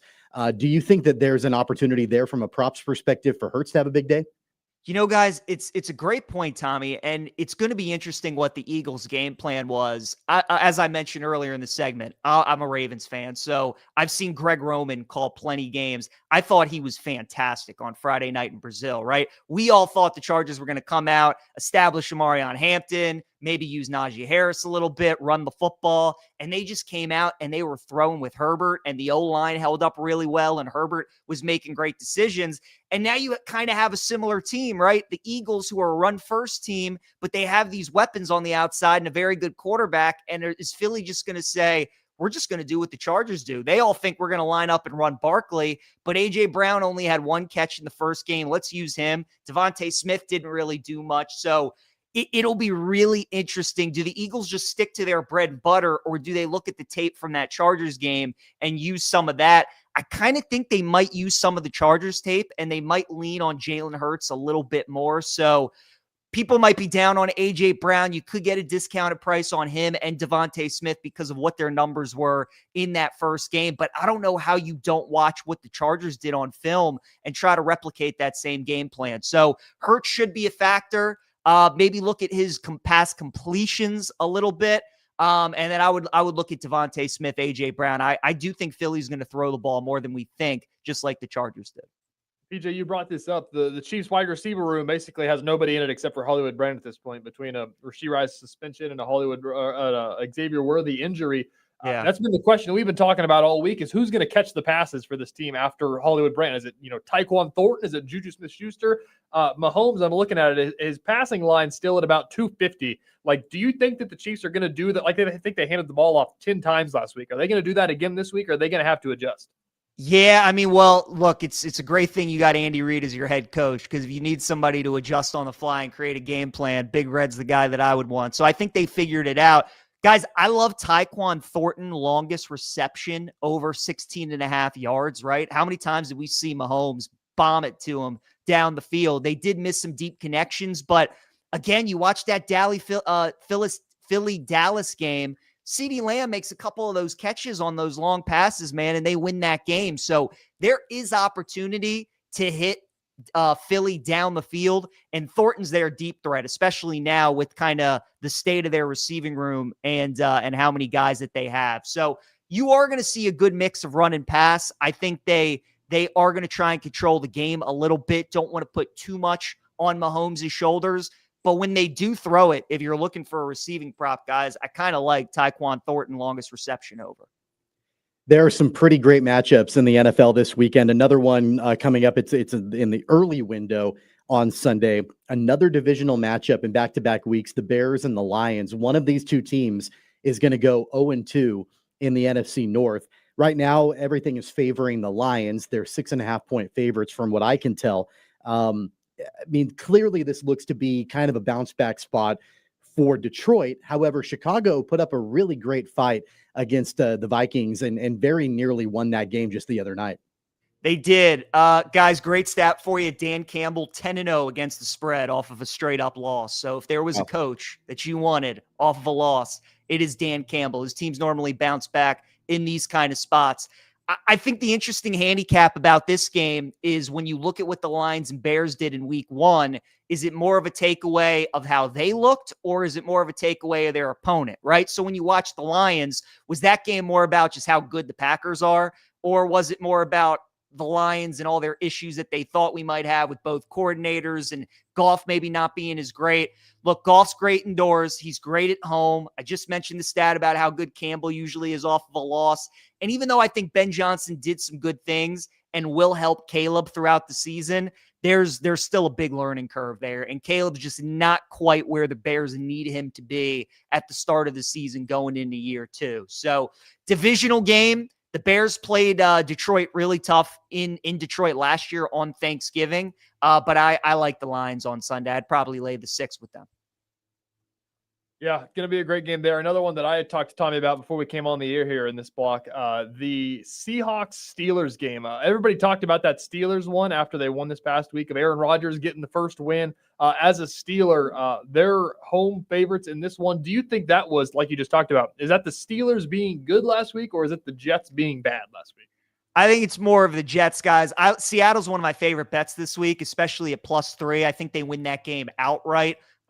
Seattle under Mike McDonald last year won 7 games on the road. They only won 3 at home. We think of Seattle as this team with this unbelievable home field advantage, and normally they are, but they've actually been better on the road the last couple of years, and certainly were last season as well. Keep in mind, Mike McDonald was the defensive coordinator for the Ravens before taking the head coaching job in Seattle. So very familiar with Mike Tomlin, the Steelers, how his defense is going to want to attack his offense. He's going to know ways to attack that Steeler offense as well. So I just like Seattle in these spots. And I think there's kind of this stigma that, like, when these West Coast teams go on the road and they have to travel across country because they play, 10 a.m. local kicks, they have a big disadvantage.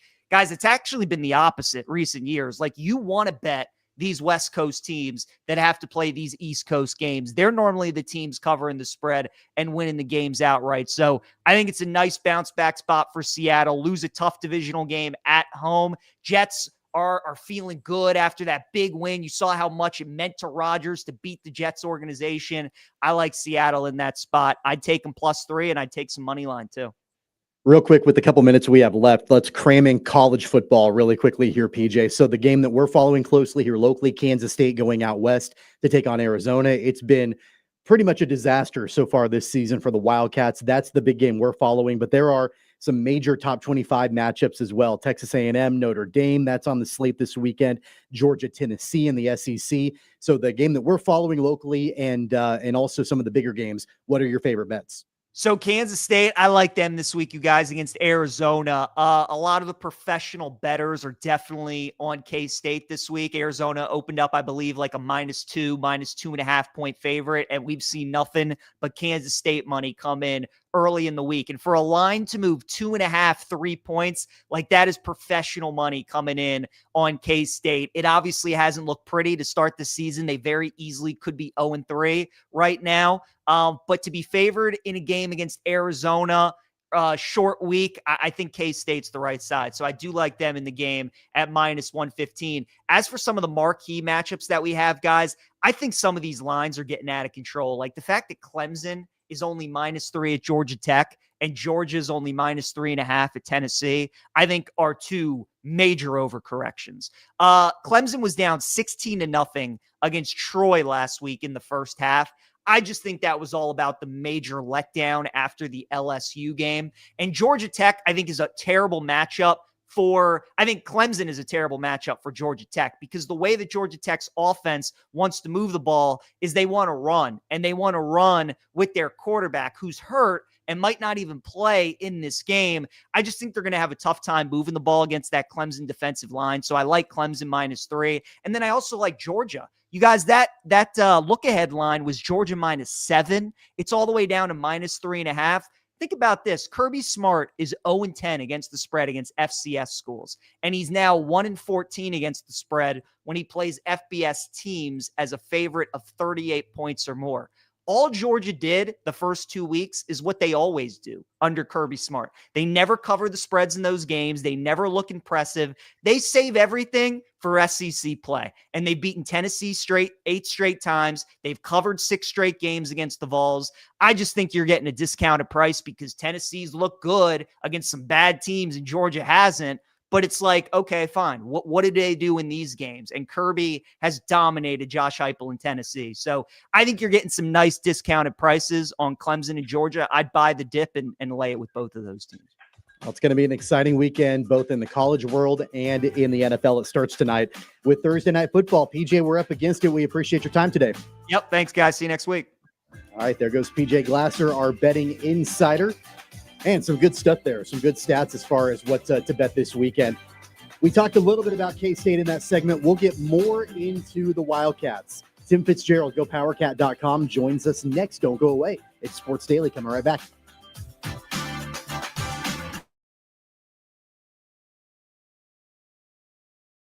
Lightning, hail, tornadoes, flooding.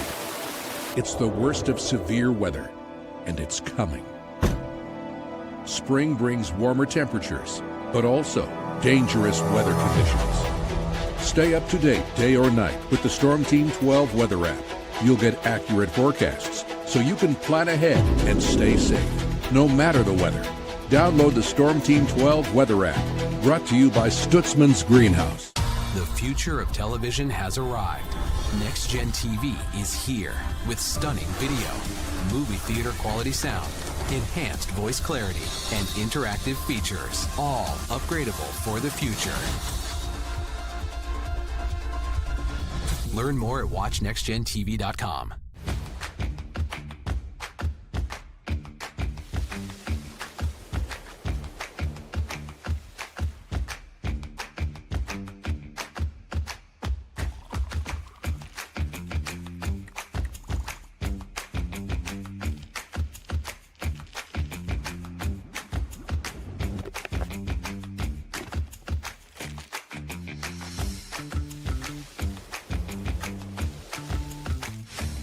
canvas of our imagination. They tell a story. Clouds affect the events of your day.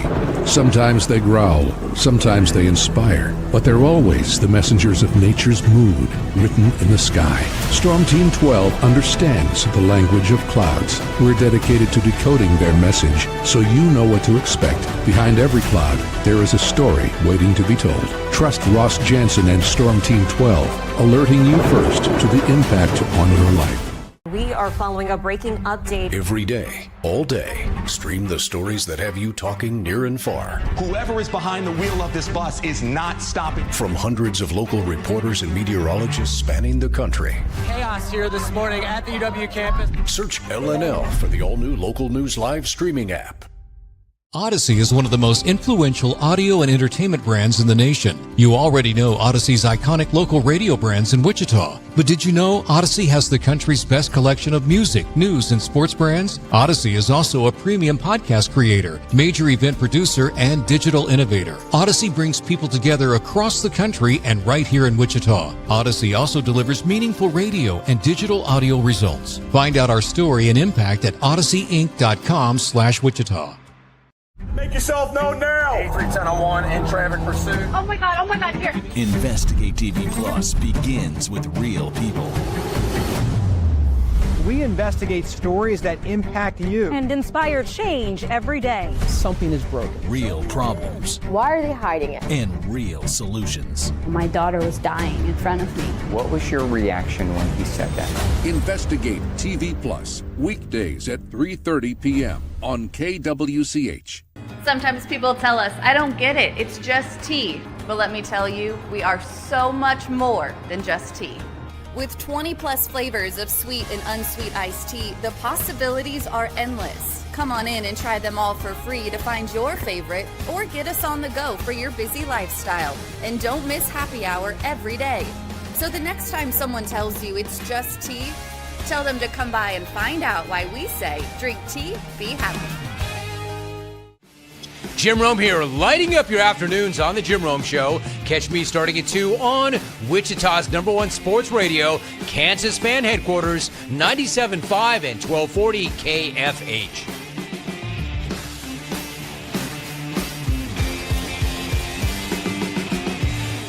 Mornings are busy. We're here to make your mornings better. We report the stories that affect you. 3 more hospitalized from contaminated apple juice just a day after the FDA issued a recall. We're here to make your mornings better. Closing east and westbound lanes of K96 for repairs. With 12 News, you're prepared for your whole day. Scattered thunderstorms across the state into the afternoon. Stay a step ahead with 12 News this morning on KWCH and KSCW.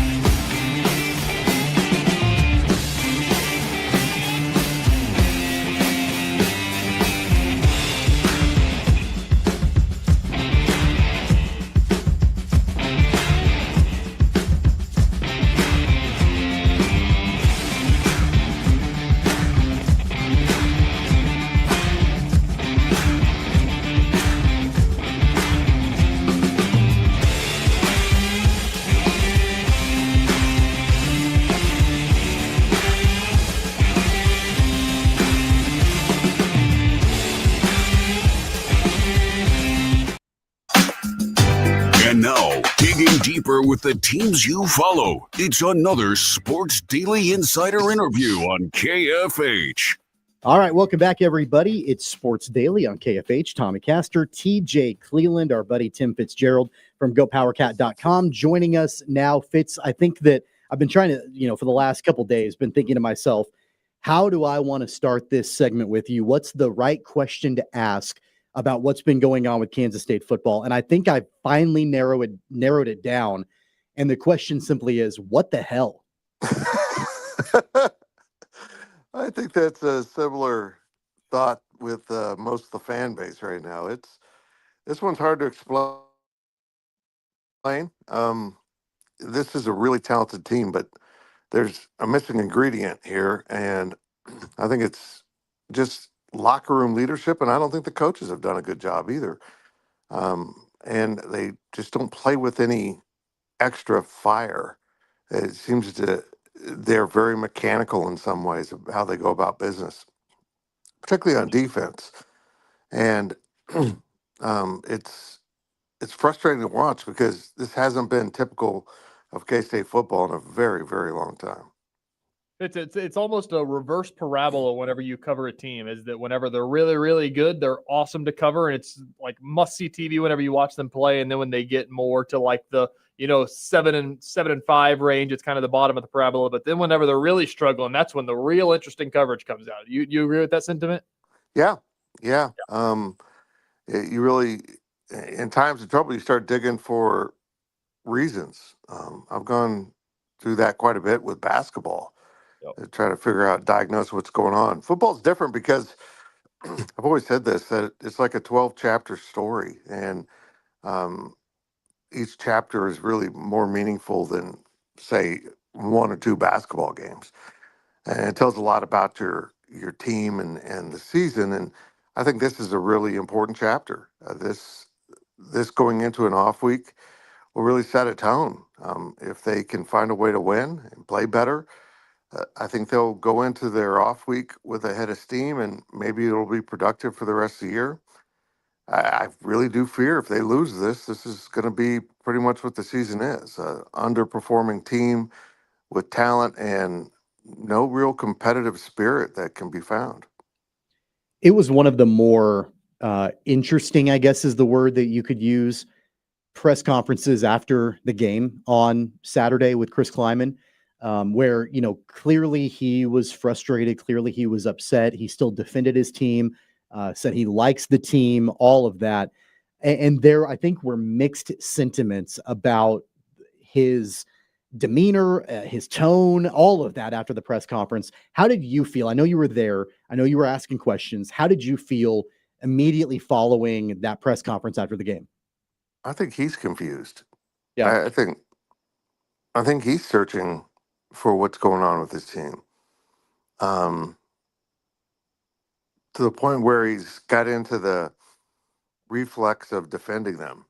I think the phrase that really got him sideways with fans was, he said, "I'm proud of my guys."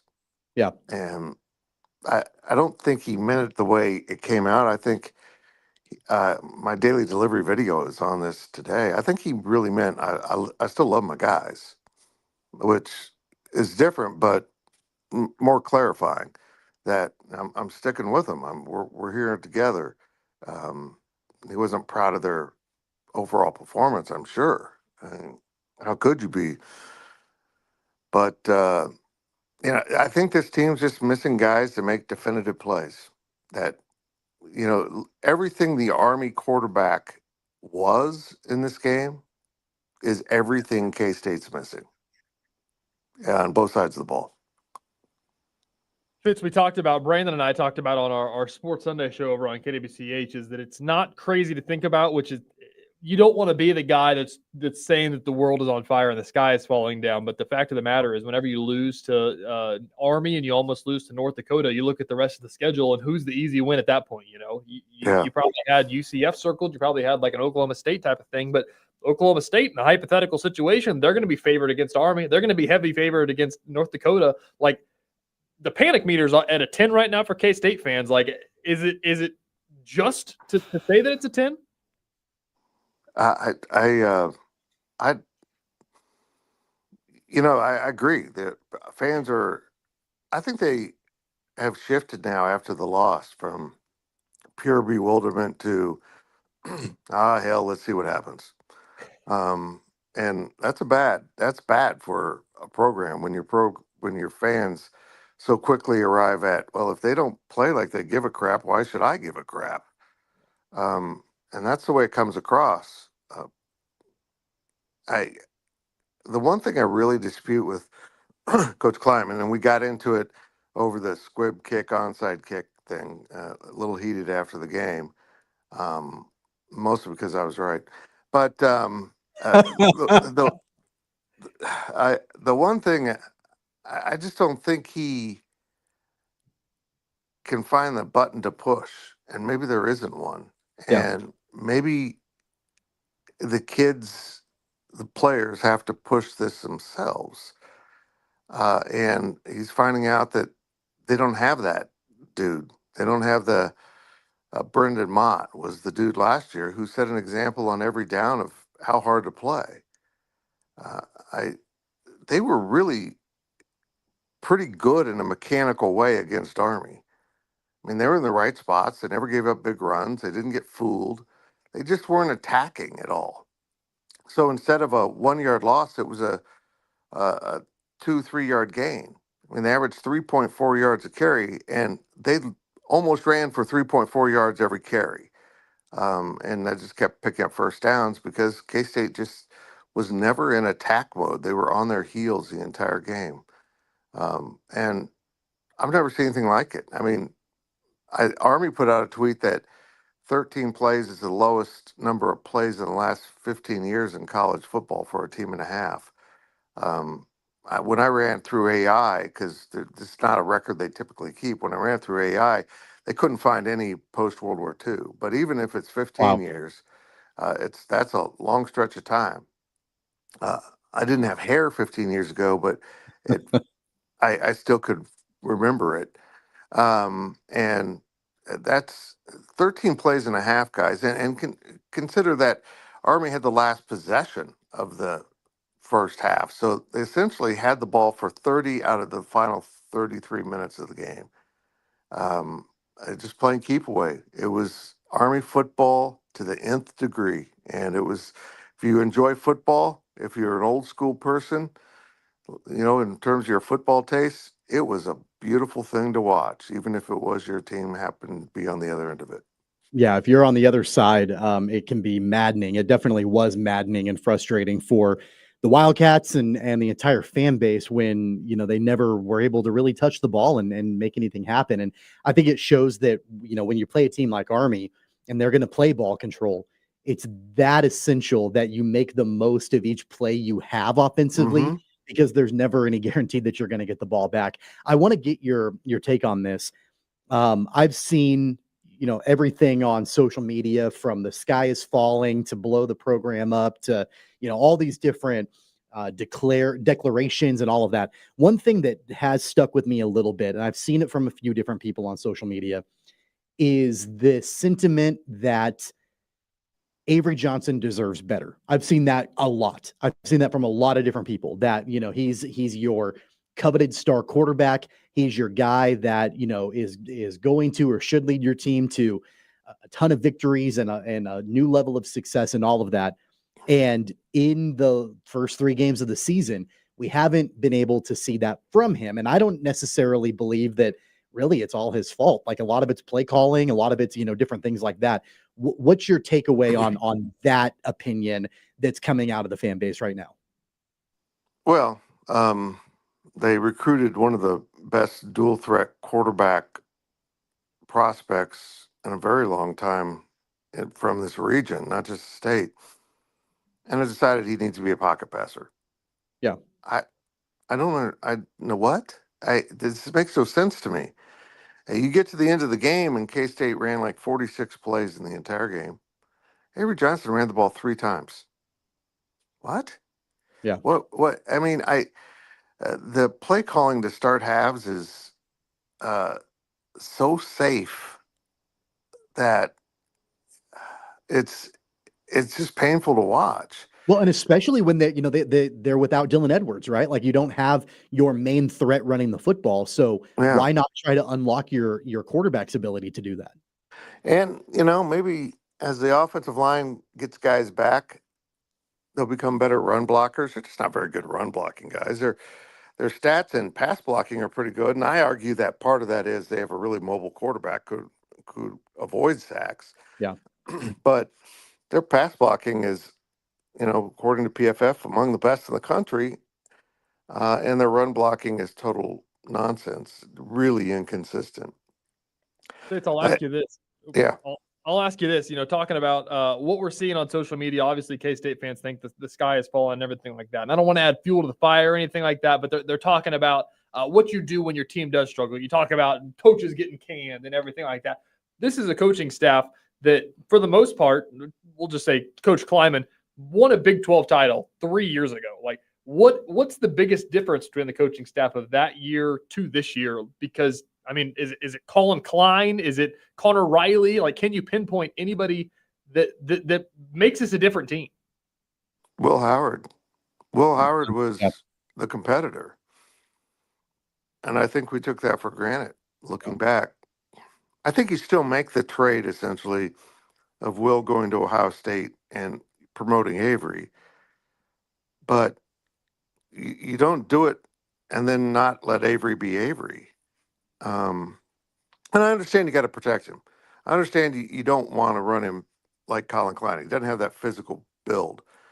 But you are taking out the threat of him running. You're voluntarily taking one of your most important pieces off the table.